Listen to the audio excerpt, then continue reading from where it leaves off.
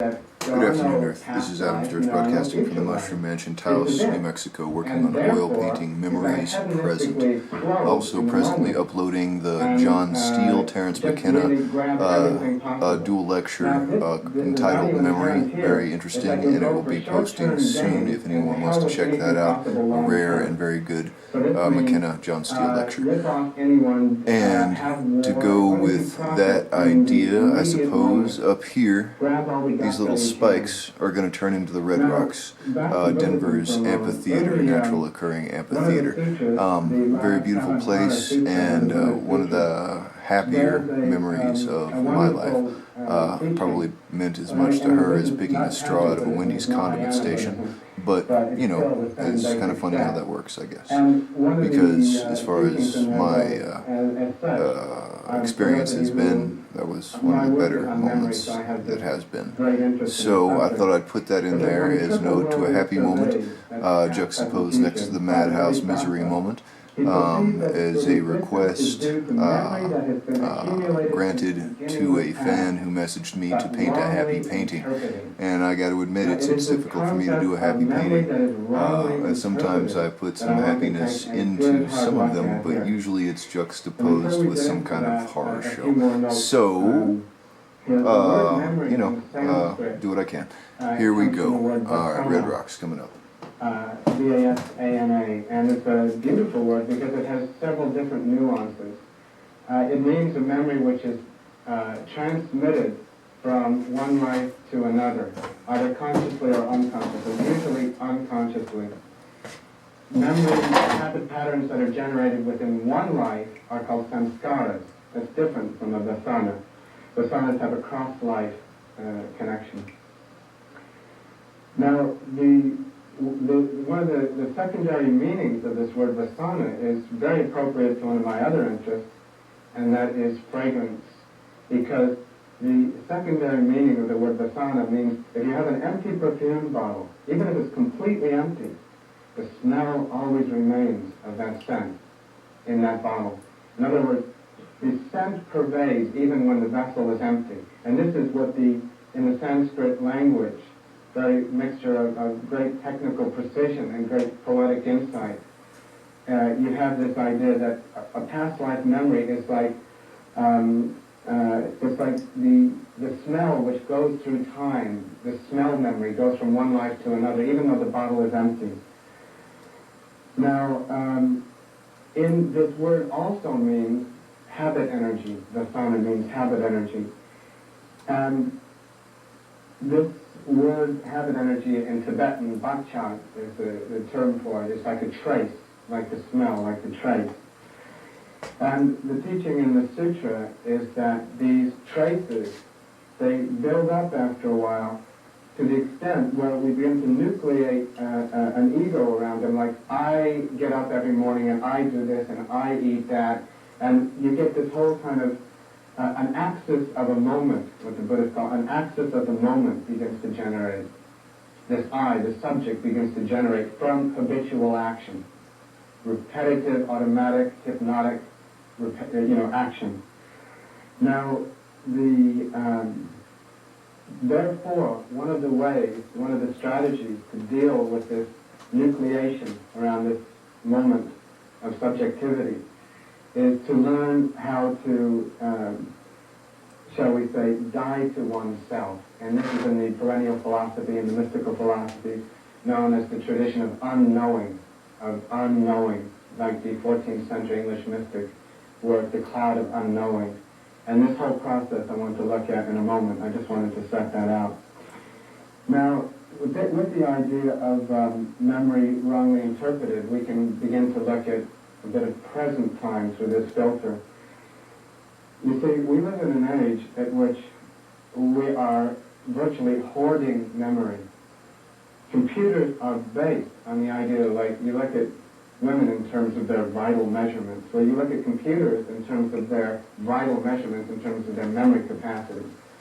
This one has so many bits, and this one has more bits, and this one can process those bits faster and faster.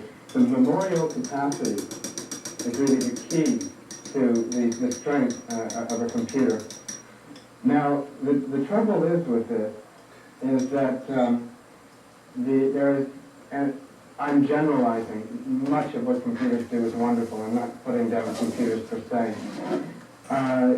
But there is an emphasis on the acquisition of memories that can be stuck into the computer. And what too many memories do after a while, whether they are in a computer, because if they're in a computer, even if they're in a computer, they have to be in a programmer's mind, even in a real chunk style. There has to be some level of recursiveness in even in the programmer's mind. Now, how much he offloads into the computer itself, there has to be some level of memory of what's inside. But the more that's inside the computer, the more that has to be in the mind of the programmer. It's a great reduction, but still, you begin to set up a great array of memories that is auxiliary to what would be needed for ordinary life.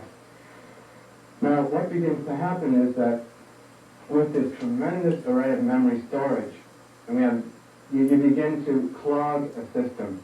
The system becomes constipated by actual too much hoarding of memory.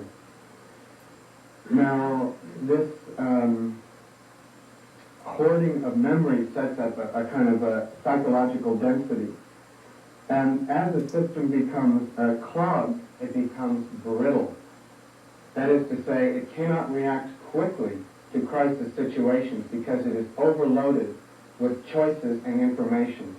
There's too much information. Every time that something happens now in the modern world, the reaction time is stunted to such a point by the vast array of information processing technology that people cannot react like that anymore in real critical decisions. Everything is so rationally displayed in terms of its memorial capacity. And yet, with all this memorial capacity and all this incredible telecommunications, the world is coming apart at the seams. I mean, we're balanced on, as the Tibetans say, we're licking honey from the razor's edge in terms of our information acquisition. It's actually, and this is memory wrongly interpreted, this vast collection of memory as though more is better. That's the assumption that we're working under. Now, the more memory that you accrete, you see, paradoxically, you set yourself up more for what in systems terms we call the likelihood of a runaway system. A runaway system is like a snowball going down a hill, getting bigger and bigger and more progressively out of control. And the more you develop memory wrongly interpreted in terms of vast acquisition, the more likely you are to go into a runaway system. Because your reaction time is cut. Your direct perception, your direct, unmediated by vast information technology is cut. And this likelihood of a runaway system occurs. And this is what happens, you see, in things like all this conjugate stuff. You have this incredible information technology of the NSC computers and the CIA computers and the DIA computers and all these things. And what happens is that you lose control of who's in charge.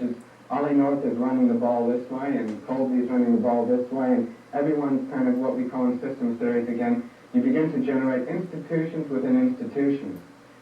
And this happens when you get this memory wrongly interpreted to such a point where clarity disappears of the overview. Now, what further begins to happen is that this memory wrongly interpreted begins to generate, it's a footnote, there are two types of unconscious mind I want to point out here. One is what I would call unconscious unconscious. And that's when you're asleep at the wheel, it's like you're dead drunk, it's like you're numb, there's no sensation. Okay, that's unconscious unconscious. Then, contrasted to that, there's conscious unconscious. Now, the link of conscious unconscious is really shamanic consciousness. It's where there is a bridge between the conscious mind and the unconscious mind. It's what Jung would call the transcendent function. There's a bridge between these two realms. Now, most people are walking around, as all the perennial philosophies say, we're in a state of sleep. We're walking around in a state of unconscious unconscious. It's what Gurdjieff calls we're all asleep. We're sleepwalkers. this unconscious, what happens then is that there's an unconscious mental mass is generated by memory wrongly interpreted. In other words, what begins to happen is, conversely to what Terence was talking about last night, the idea of a living conscious memory, what gets generated is what William Burroughs would call language as virus is generated. You see, this is where language goes out of control. It's just the opposite to a living language. And it's what I call an unconscious mental mass proliferates in the environment. And it means that there's all these kind of invisible habit patterns and invisible kind of runaway systems linguistically on a subvocal voice in the environment. And as one of my teachers has said, that at a certain point, habit patterns become solidified in the environment and in the body. Now, this is something that, and this is from the Tibetan point of view, this is something actually that Norbu said, that habit patterns get solidified, and the great illustration of this in terms of, for example, in tantric thought, is there's a great Indian Mahasiddha, Saraha, who was the arrow maker, and he taught the idea that memory, it can exist in many states. It's like water. Water can be very fluid, and that at a certain point it can become ice. It becomes solidified. Now, that's the shift from natural mind and natural memory to memory wrongly interpreted when it's solidified. And when it solidifies, the mind stops, it gels like that. And that's where the sensation of ego comes from, this nucleation. So, this idea of an unconscious mental mass, as the idea of language as virus, is something that we kind of have to be aware of. It's the idea that words have a life of their own. It's like people's minds, the subvocal voice. Oftentimes you think, well, I'm in charge, and the subvocal voice is going, I want this, I want this, I want this, what is called monkey mind. It's like it's going here and here and here, and you are saying, I don't really think that, but something else, and that's this automatic mind is going off, and that's this language as virus, memory wrongly interpreted, going on here. Now, one of the aspects of why that there's this great accumulation of memory is it's the idea, the illusion is that the more memory we have, the more control and manipulation and prediction of reality we will have. If we can manage memory and keep it, on tap, so we can push a button, therefore we'll be able to manipulate reality better with all this memory that we've got there in the external forms of computer banks and books and everything else. And we begin to hoard memory because we feel it will give us prediction and control and manipulation of reality. The Central Intelligence Agency, stop and think of that for a moment.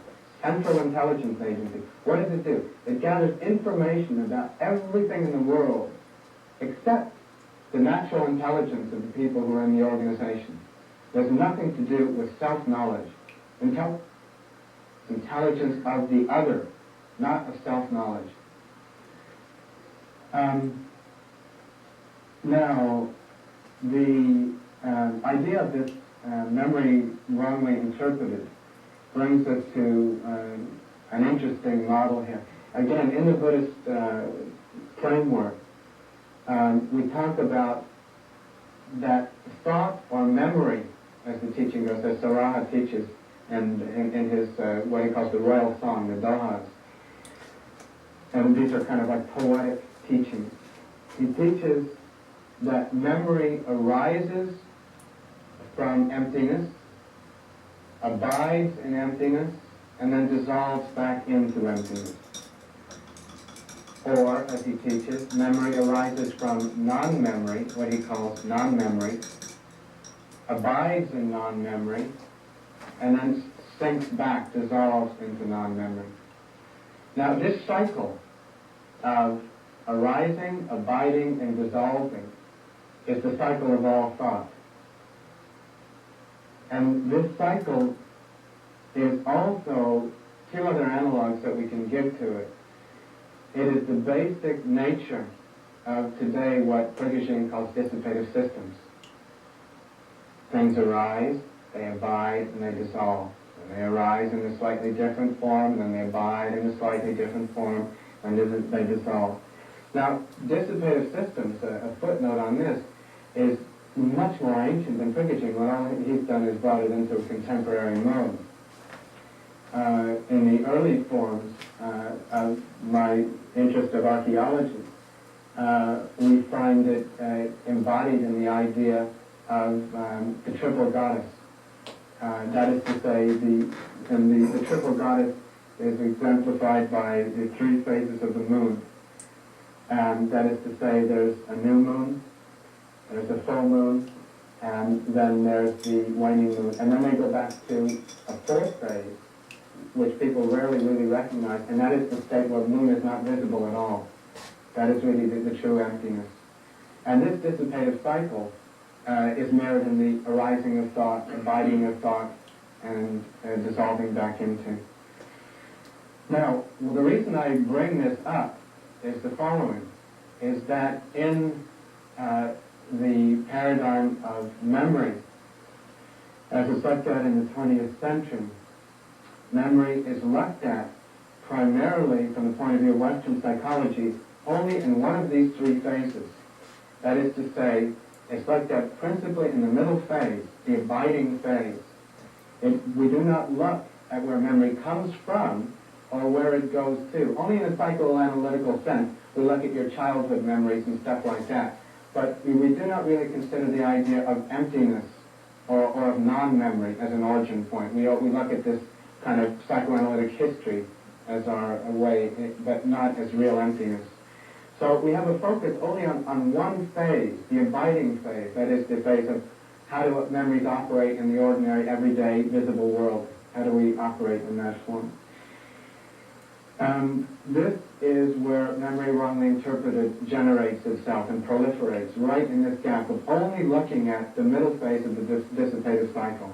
Because you neglect the arising and dissolving, you begin to get an overbalance, and that's why it gets brittle. That's why it gets constipated, because the cycle is looked at in only one part of it. Okay, now the next thing that I would like to look at is the idea that one of the characteristics of the Kali Yuga, another one besides this temporal density, is the whole concept, and this is something I've been developing for my doctoral thesis for years, but it progressively comes into more focus, is the idea of object proliferation. Object proliferation. Now, let me give you a brief history of objects to put you in the picture. The first man-made objects that we have are 3 million years old. These first objects are found in Africa, and they are very small. They are like hand axes and pounding tools and things like that, with a minimal of modification to them, very minimally modified. And as an archaeologist, I happen to study this in great detail, the kind of generation of tool making. And what progressively begins to happen after another 1.5 million years of no new and improved models. Can you imagine, the car industry with the same models for 1.5 million years? What begins to happen, the first innovation is symmetry. That's the first innovation in toolmaking, is the idea of some degree of symmetry. And then you begin to get into chipping and flaking as sharpening, and gradually you finally get into what we call microgeometry tools. You get into very, very small tools that are very precise and the kind of needlepoint stuff and very, very finely made things about 30,000, 40,000 years ago. And it's about 30 or 40,000 years ago, again, where you begin to generate the first symbolic objects. That's where you go from functional to symbolic objects. And when you make this leap, language is, you know, afoot, as soon as you begin to get symbolic objects. And with symbolic objects and language, everything begins to escalate. Because in the scenario of objects, as it were, what begins to happen is roughly, we have the Neolithic Revolution, which is about 9,000 to 10,000 BC. Some people put it a few thousand years earlier or later, but it's irrelevant. In the Neolithic Revolution, essentially, before we were hunter-gatherers, we were nomads. We followed herds of different animals, the caribou and the deer and the bison and the mammoth. We followed the seasonal growth of plants to wherever they occurred. We followed nature, and we did not own nature. Now, what gradually began to happen in the Neolithic Revolution, someone had a bright idea, and that is that we could domesticate crops and animals. We did not have to follow. We could take something and plant it. And with this planting, we could stay in one place. We would not be at the kind of whims of this grand seasonal variation. And our animals, we could domesticate animals, that is to say, we did not have to go hunting all the time. We would begin to domesticate cows and keep them in pens, and sheep and goats and things like that would begin to occur. And, you know, it's a wonderful invention for many people, the idea of stopping this nomadic life. Others were not so sure that this was a great idea, because there was a great virtue in the nomadic life in many ways as well. But history rolled on, and what began to happen is, as you begin to settle and to nucleate, you began to generate. All right, now what can be happier than that? For the first Couple in love watching the sunset next to Red Rocks Amphitheater. Dig it. All Alright, so if that's not happy enough for you, I don't know what the fuck I can do about that. Go watch Bob Ross. He was much happier in general, or maybe much more tortured, but he expressed it in a much more neurotically friendly way. So, you know, that's that. Thank you for watching. Have a good day, Earth. This is Adam Sturch podcasting from the Mushroom Mansion, Taos, Mexico, working on oil painting, Memories Present. John Steele in the background, with Terrence McKenna coming up on deck. Excellent discussion on our lecture on memory. Kind of a throwaway culture.